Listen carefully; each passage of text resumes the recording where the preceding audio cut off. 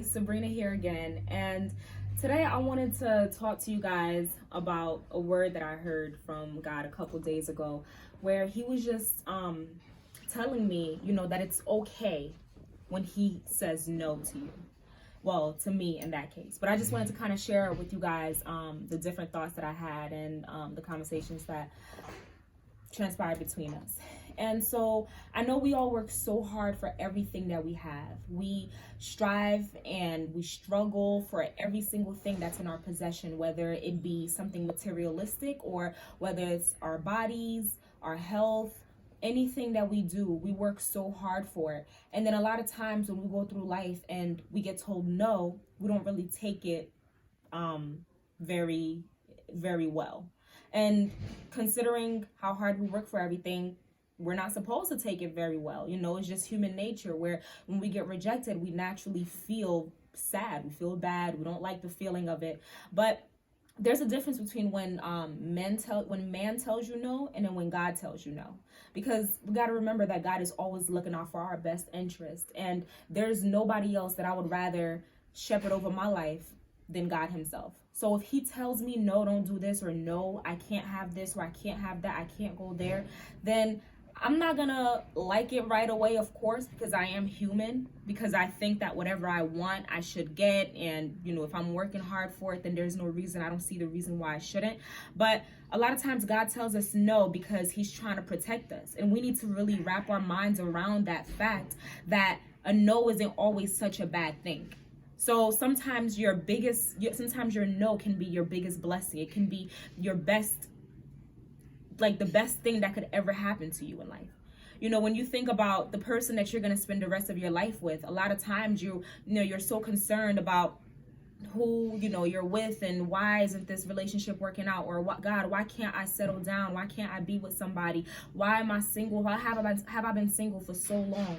Then you start really criticizing yourself and asking, am I even attractive, or what's wrong with me, and why can't I settle down, whether it's man or a woman. And all of those insecurities, all they're trying to do is trying to cripple you. But you got to be strong enough to understand that maybe he's reserving something better for you on the side, and maybe you haven't fully matured yet to the point where he needs you to be able to take somebody else along the ride with you. So it's a lot of reasons, and I don't have the answers to all the questions. I don't have the answers to all of the whys that we ask in life.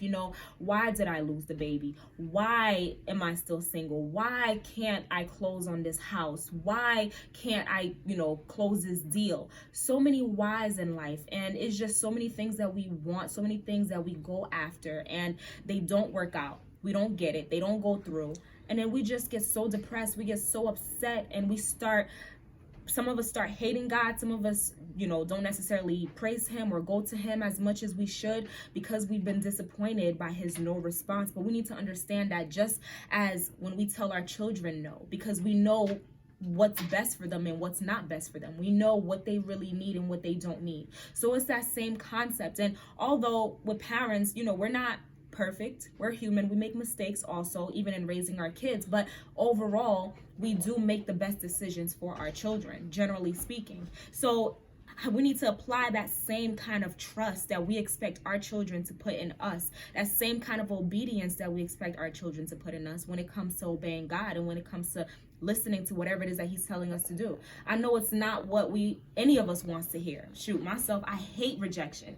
That's why I like to try to stay as safe as possible, safe in a sense of like not really putting myself out there too much. And that's another story for another day. But I know how rejection feels, and I don't like it. It's not a pleasant taste, and I don't like to experience it. So whenever we try to go for something, whenever we aspire towards something, we always have that fear. So we're always reluctant as to actually putting ourselves out there doing something because we're scared of getting told no. We're scared of it not working out. But we need to remove ourselves away from fear so much and actually start trusting. And what faith really is believing even when you can't see. Because if you see it first, it's no longer faith. It doesn't even make sense. I don't even know what you call it. It's a fact. at that point. But if you just trust God first before you take that step, if you just listen to his voice first before you do whatever it is that you want to do, then you're rest assured knowing that regardless of what happens, you know that someone is looking out for you. You know that someone is directing your path in such a way that they see the things that you can't see. You know, so many times we get our minds get so blocked because we get caught up in the no. We get caught up in what we don't have and the things that we want that we can't achieve just yet. And we don't know that there's something so much greater waiting for us on the other side, waiting for us behind the door. And sometimes we're about to dig ourselves in a hole and we don't even know it. So sometimes God just pulls us back and it's like, no, I refuse to let you do that again. I refuse to let you continue to abuse yourself and continue to put yourself in these same situations over and over again. I refuse to let you go through the physical hate, you know, and make you go through these depressed phases. And I refuse to let you fall in this pit. We never know what tomorrow holds.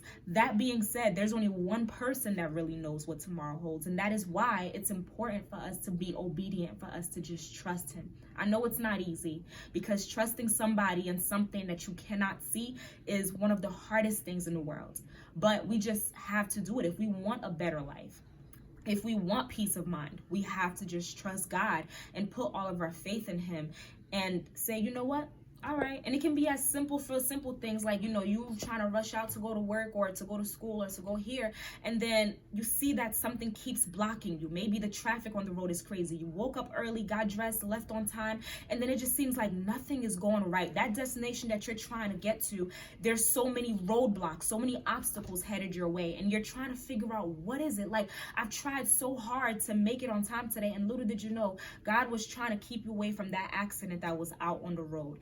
Maybe there's something that was waiting you, some sort of danger that was ahead, somebody that was going to cut you off, that would have caused you to not react in time. And then there you go. You would have ended up on the news. So it's not always that dramatic in life, but we have to think that it's always that dramatic so we can make sure that we are confident in knowing that we're trusting God. It's almost like with the coronavirus situation, you have to assume that you have the virus in order to protect other people. Just assume that you have it. That way you're doing the necessary precautions, you're social distancing and everything to make sure that you're protecting the people around you. So it's the same thing. You got to just assume that anything that happens, it's working out for your good. Even though God may not ordain everything that happens in your life, like all the bad things, I'm not saying to blame them on God and God purposely delayed this or delayed that. Sometimes it's our own negligence. It's our procrastination. It's our, you know, our lack or our failure to do better, or to work harder, or to do what we're supposed to do. But just know that no matter what, whether it was our fault or someone else's fault, he will always find a way to work it out for our good. So I just wanted to encourage everybody today and just try to take reasoning out of whatever it is that you want to do. You don't always have to know the reason. And we live in such an entitled society where we just feel so entitled. We need answers. We need everything. Everything is why? Why can't I do this? Why do I need that? Why do I need to do this? And you're not always going to get the answer. You're not always going to get a why. I don't know. I may be a little bit old school, but I'm not telling my child why for every single thing that I tell him to do or not to do. Yes, most of the things, of course, because I am modernized and I do understand the importance of communication and letting the child know, but sometimes no is just no. I don't need to explain myself to you. So it's that same kind of attitude when God is directing our lives. And if we say that we truly love him and trust him, or if we're saying that we're willing to get into that space to trust and love him, we need to be okay with when he says no. That's all I have for you guys. Thank you. You gotta turn it off.